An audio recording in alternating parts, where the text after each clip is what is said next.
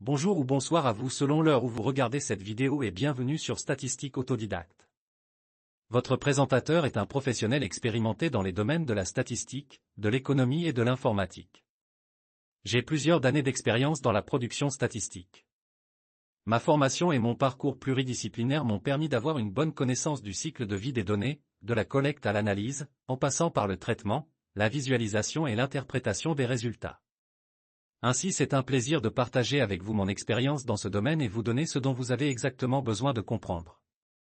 Comme vous allez le voir, le contenu de cette vidéo et des autres qui suivront s'adresse à toute personne désireuse d'analyser, de comprendre ou de faire ressortir les propriétés essentielles dans une masse de données par la statistique descriptive. Ainsi, cette série de vidéos sera orientée vers des cas pratiques pour mieux vous aider à vous familiariser avec les techniques d'analyse des données. À cet effet, cette base de données est constituée pour vous permettre d'aborder ces techniques. Afin de suivre et pratiquer en même temps sur votre ordinateur, vous pouvez la télécharger à travers le lien mis dans la description de cette vidéo. L'analyse descriptive peut porter, au besoin et suivant la disponibilité des données souhaitées, sur une analyse univariée mettant en jeu une seule variable, ou une analyse bivariée avec deux variables. Et lorsque l'on dispose plusieurs variables, leur analyse fait appel d'autres méthodes telles que l'analyse exploratoire. Dans cette série de vidéos, les généralités sur la statistique descriptive seront rapidement abordées, suivies d'une analyse de la base des données avec des explications sur les types de tableaux à construire, les représentations graphiques et les interprétations. Les indicateurs permettant de faire la description numérique des variables seront également évoqués. Ces indicateurs sont constitués des paramètres de position, des paramètres de dispersion, des paramètres de concentration et des paramètres de forme. Nous allons également montrer dans les différentes vidéos comment construire les tableaux et les graphiques avec les logiciels tels que Excel, Stata, SPSS, R, etc.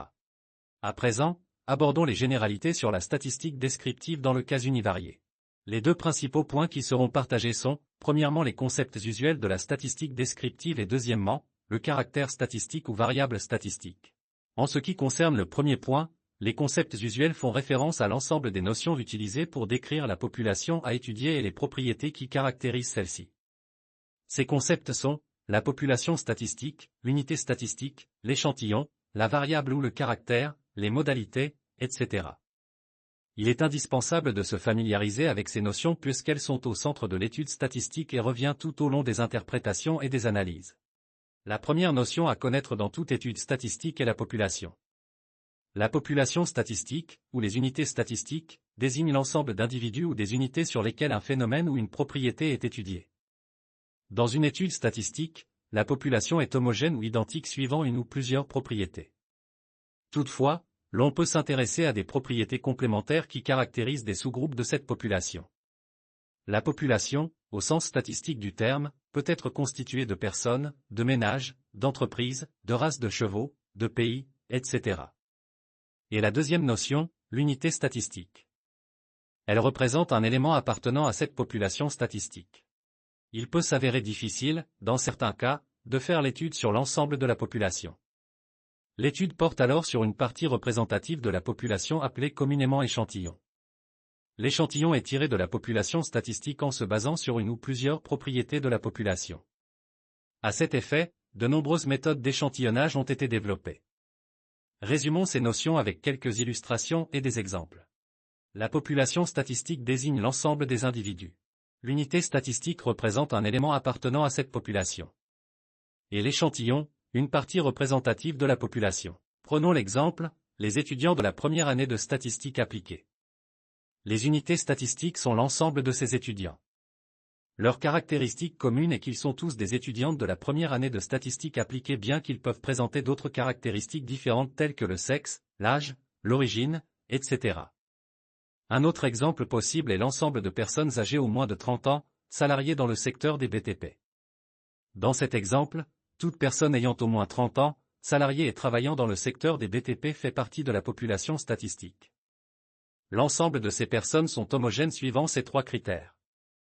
Dans l'étude de cette population, des classes d'âge peuvent être formées pour scinder en deux sous-groupes de la population statistique, mais la propriété, âge au moins de 30 ans, demeure toujours quel que soit le sous-groupe.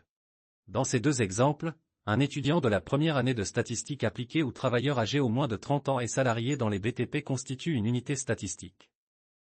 Un sous-groupe représentatif de l'ensemble des étudiants ou un sous-groupe représentatif des travailleurs des BTP âgés au moins de 30 ans constitue des échantillons. Après les notions « population statistique »,« unité statistique »,« échantillon », une autre notion à connaître est la variable ou le caractère. Ce dernier constitue une caractéristique qui est mesurée sur une population statistique ou sur l'échantillon. Chaque unité statistique est associée à une observation de l'ensemble des valeurs possibles que peuvent prendre la variable ou le caractère. L'ensemble des possibilités que peuvent prendre la variable ou caractère sont appelées les modalités. Cette notion de « modalité » est plus souvent utilisée pour désigner les valeurs prises par une certaine catégorie de variables. Concernant le deuxième point sur le caractère statistique ou la variable statistique, la statistique descriptive distingue deux types de variables, les variables quantitatives et les variables qualitatives. Une variable est dite quantitative lorsque les valeurs possibles sont des nombres réels. Ainsi, une des particularités de cette variable est que des opérateurs mathématiques peuvent être appliqués sur elle. Les caractères qualitatifs prennent des valeurs non numériques. Il peut arriver, dans certains cas, qu'on attribue à la variable qualitative des nombres appelés codes. Toutefois, aucun opérateur mathématique ne peut être appliqué à ces codes. Les variables qualitatives sont réparties en deux types, les variables qualitatives nominales et les variables qualitatives ordinales. Lorsque les modalités ne peuvent pas être ordonnées au sens qu'une modalité est unanimement supérieure ou préférable à l'autre, la variable est dite nominale. Lorsque les modalités prises par la variable peuvent être ordonnées, elle est dite ordinale.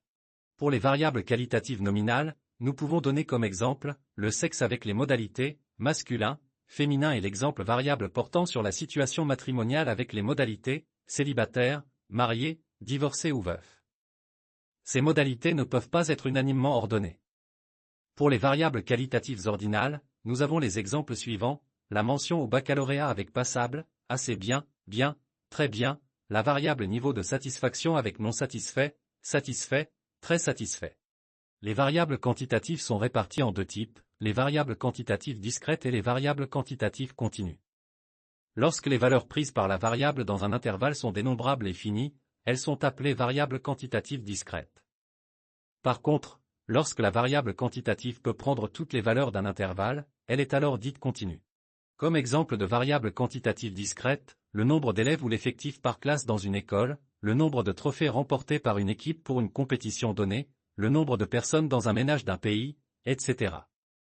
Et pour les variables quantitatives continues, nous pouvons citer les variables, la température journalière d'une ville, le salaire des enseignants, le temps mis sur le réseau social YouTube, etc. Dans la pratique, il faut noter qu'il n'existe pas une règle générale de distinguer de façon automatique les variables discrètes des variables continues applicables à toutes les études statistiques. Des considérations différentes sont faites pour une variable quantitative selon l'étude et la population ou l'échantillon étudié. La variable, nombre de travailleurs, par entreprise peut prendre un nombre fini et réduit ou un grand nombre de valeurs isolées selon le secteur d'activité et les caractéristiques des entreprises étudiées. Dans le premier cas, la variable est considérée comme discrète et le second cas, la variable est analysée comme une variable quantitative continue. On va s'arrêter là pour cette partie sur les généralités de la statistique descriptive. Un grand merci pour votre attention et votre intérêt pour cette présentation.